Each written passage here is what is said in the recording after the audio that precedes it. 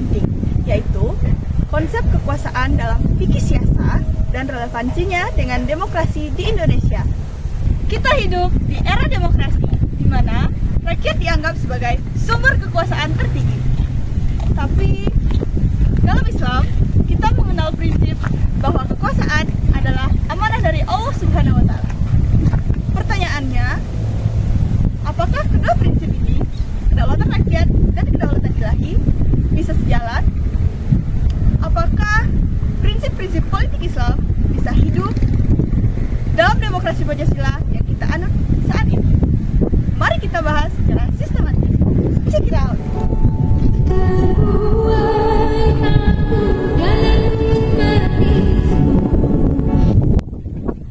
Fikih siasa adalah ilmu yang membahas tentang hubungan penguasa dan rakyat berdasarkan syariat-syariat Islam. Kata siasa secara bahasa berarti mengatur dan mengelola. Jadi, secara sederhana, fikih siasa adalah fikih pemerintahan dan tata kelola negara dalam Islam. Tokoh klasik Islam seperti Al-Mawardi dalam karya monumentalnya Al-Ahkam Al-Sultaniyah menjelaskan bahwa hirasa ad-din, siasa ad-dunya. Tujuan kekuasaan adalah untuk menjaga agama dan mengatur urusan dunia. Artinya, tujuan kekuasaan bukan semata untuk menguasai, tetapi untuk menjaga tatanan sosial, menegakkan keadilan, dan menjamin kemaslahatan rakyat. Dalam fikih siasa, kekuasaan disebut dengan al-sultah, yaitu otoritas yang mengatur urusan rakyat berdasarkan hukum Allah. Namun, dalam Islam, kekuasaan memiliki batas moral dan hukum. Ada 4 prinsip utama yang menjadi pilar kekuasaan. Yang pertama, kedaulatan ilahi, menjelaskan bahwa kekuasaan sejatinya adalah milik Allah Subhanahu wa Ta'ala. Jadi, penguasa bukan sumber hukum, melainkan pelaksana hukum Tuhan. Yang kedua, keadilan. Ini adalah nilai tertinggi dalam politik Islam. Pemimpin wajib berlaku adil pada semua tanpa pandang agama, suku, dan status sosial. Yang ketiga, musyawarah. Prinsip ini adalah cikal bakal demokrasi deliberatif. Keputusan diambil secara dialog, bukan paksaan. Yang keempat, amanah dan akuntabilitas.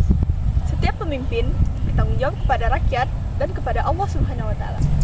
Prinsip-prinsip ini menegaskan bahwa Islam menolak otoritarianisme dan mendukung pemerintahan yang etis, partisipatif, dan berorientasi kepada kemaslahatan.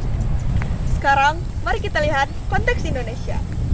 Sistem demokrasi kita berdasar pada Pancasila dan Undang-Undang Dasar 1945, terutama Pasal 1 Ayat 2 yang menyatakan bahwa kedaulatan berada di tangan rakyat dan dilaksanakan menurut Undang-Undang Dasar.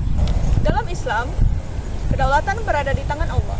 Namun, kedua prinsip ini tidak saling bertentangan jika kita memahami bahwa rakyat adalah khalifah Allah yang ada di bumi. Artinya, kedaulatan rakyat dapat dipahami sebagai pelaksanaan kehendak Tuhan dalam ruang sosial dan politik. Dengan demikian, demokrasi Indonesia sebenarnya selaras dengan prinsip-prinsip Islam, terutama jika dijalankan secara moral, berkeadilan, dan berorientasi pada kemaslahatan umum.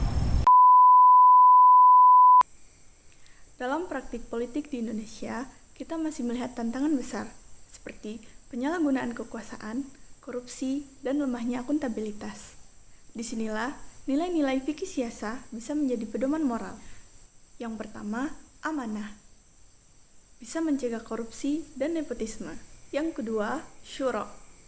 Bisa mendorong partisipasi publik yang sehat, bukan politik uang. Yang ketiga, keadilan. Menegaskan keberpihakan pada kelompok lemah.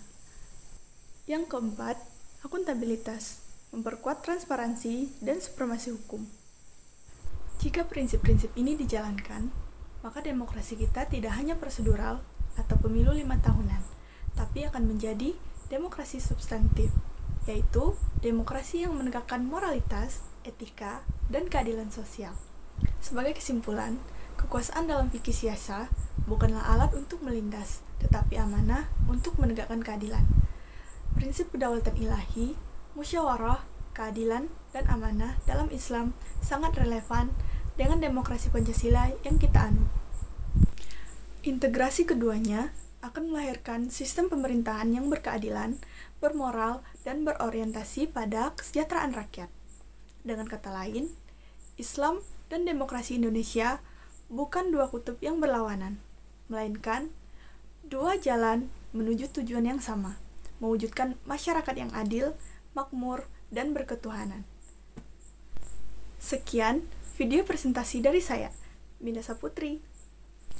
Wassalamualaikum warahmatullahi wabarakatuh.